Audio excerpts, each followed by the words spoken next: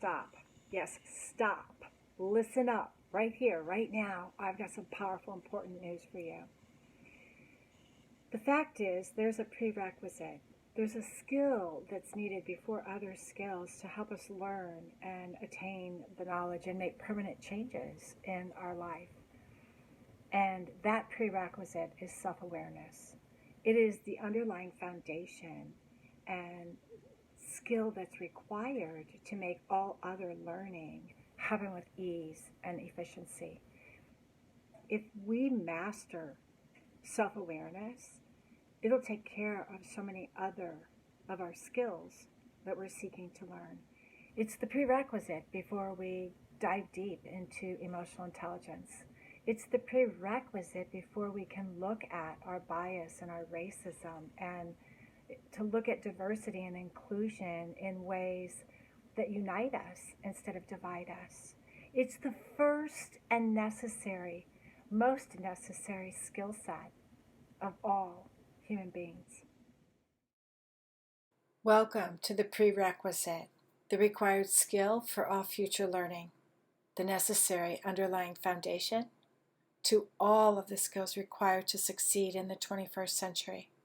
Self-awareness shows you who you are, how others see you, and the role you play in the world.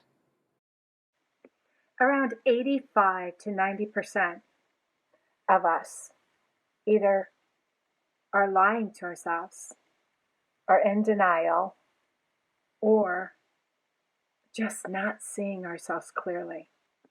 It's pretty staggering. This statement is according to Dr. Tasha Eurich, whose extensive research on the topic of self-awareness by studying thousands of people over several years came up with two types of people. One, those who think they're self-aware, which is around 95% of the population, and those who actually are self-aware, which is more like 10 to 15% of the population. Let's start by asking you a question. If you looked in a mirror right now and you stood before it, do you totally love what you're wearing and how you look today? Like you're rocking it. You love how you look in the clothes you're wearing. You love how the clothes feel on you and how they fit. They all have to match. They all have to put you in that feel-good spot, because what happens when you feel good? You enter that place where you can stand in that power pose. And if you know what I'm talking about, stand up now and put on a power pose, right? If you're not one of those who totally loves what you're rocking and wearing today, and it feels great on you and fits amazing, then you get to be self-aware and ask why. Why would you leave the house struggling to feel good about yourself? Struggling to feel 100%. But if we're not self-aware that we're even starting our day off, then we're not self-aware to catch anything. We're going to talk self-awareness, and we're going to go deep today. And I'm going to take you through exercises, and I'm going to take you through experiences that you can have yourself to really start stepping in to being more self-aware. It's a skill that you can build, and I'm here to help you build it today. Ready to get started? It's true, I've promised you a lot here today, but I'm going to end with this note. I can't promise you the moon. Self-awareness will not keep you from making mistakes,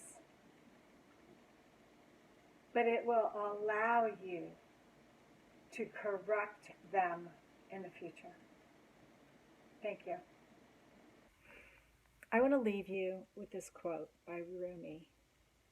Yesterday, I was clever, so I wanted to change the world. Today, I am wise, so I will change myself. I'm Donna Lee Gastrick. If you found any of this interesting, if you'd like to hear more, or if you are totally interested in bringing this conversation to your organization as a basis for where to begin and how to go deeper, I encourage this conversation before any diversity and inclusion training, before any emotional intelligence training, before any skills building or strength training of any type or any sort. So let's talk, let's have a conversation, and let's get you started becoming more self-aware and owning that superpower of yours. We'll talk soon.